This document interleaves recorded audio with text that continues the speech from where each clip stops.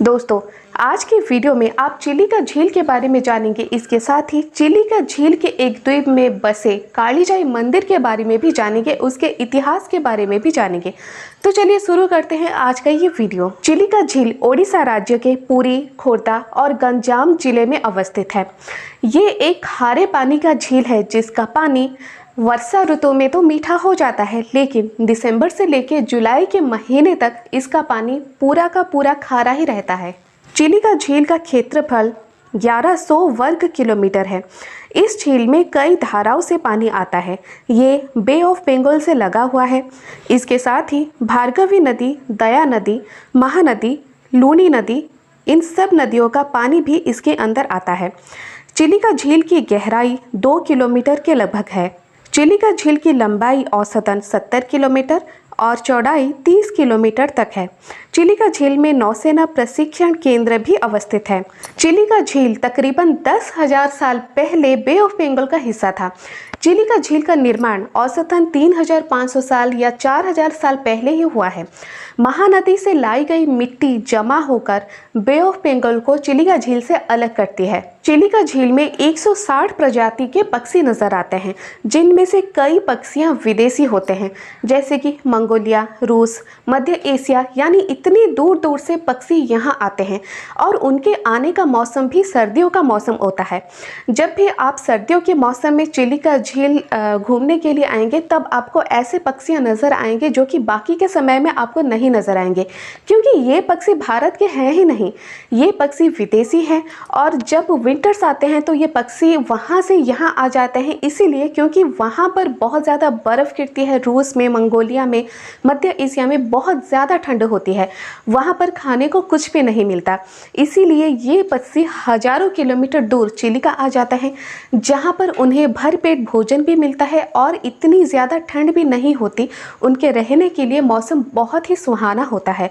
और जब विंटर्स ख़त्म हो जाता है भारत में, तो ये पक्षी फिर अपने देश को लौट जाते हैं। जब आप चिलिका घूमने आएंगे तो उसके पानी में आपको डॉल्फिन्स भी नज़र आएंगे तैरते हुए। बहुत ही सुंदर नज़ारा होता है पक्षियों का, डॉल्फिन्स का। यहाँ तक कि जब नौका सवार में आप घूमने जाएंगे चिलिका, तो आपका मन मोह जाएगा इस नज़ारे को देखकर। चिलिका झील के आसपास 132 गांव हैं, जिनमें तकरीबन 1.5 लाख लोग निवास करते हैं। और ये लोग मछुआरे हैं, जो कि मछली पकड़कर चिलिका झील से अपनी जीवन निर्वाह करते हैं। इन लोगों का कोई और जीविका नहीं होती, कोई और साधन नहीं होता पैसे कमाने का। और मैं आपको बता दूं कि चिलिका झील मछली पकड़ने का केंद्र भी है।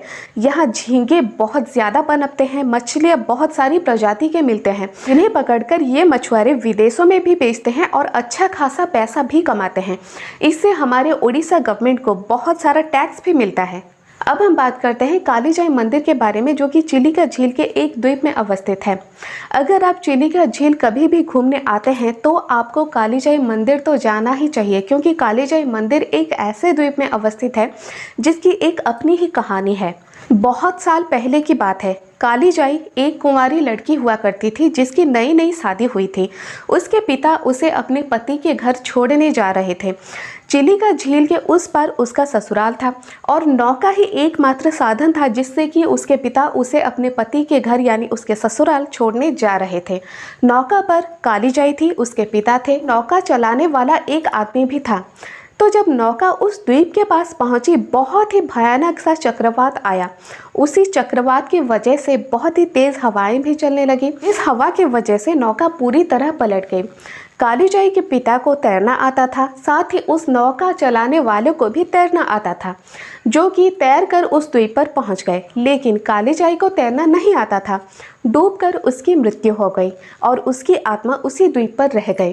क्योंकि कालीजाई कुंवारी थी और डूबने से उसकी मृत्यु हो गई उस द्वीप पर और उसकी आत्मा वहीं पर रह गई, तो वहाँ के स्थानीय निवासी कालीजाई को उसी द्वीप पर पूजने लगे। बाद में इसका मंदिर भी बना। सुबह से लेकर शाम तक बहुत सारे भक्त वहाँ आते जाते हैं, लेकिन शाम के बाद पूरा सन्नाटा हो जाता है। वहाँ के कुछ पुजारियों का ये भी कहना है कि बहुत देर रात एक लड़की के रोने की आवाज़ भी वहाँ सुनाई देती है और वो लड़की और कोई नहीं कालीजाई माता ही होती है। वैसे तो पुराण के अनुसार कालीजाई माता कोई और नहीं काली माता का ही एक रूप है, जिसे कि 10 महाविद्या के स्रोत में पहली महाविद्या के रूप में पूजा जाता है।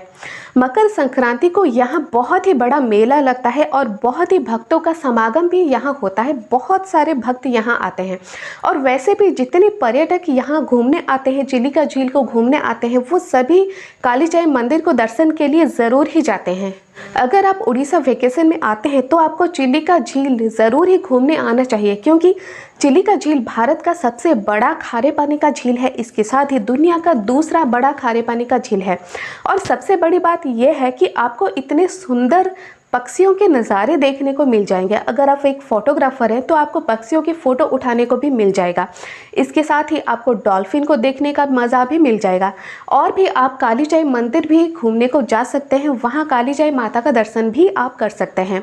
तो आज का ये वीडियो अगर आपको ज़रा भी पसंद आए, एक लाइक ज़रूर कर दें, सब्सक्राइब कर दें मेरे इस चैनल को, ताकि आगे चलकर भी आप उड़ीसा के बारे में बहुत कुछ जान सकें। और प्लीज़ इस वीडियो को शेयर करें अपने दोस्तों के साथ।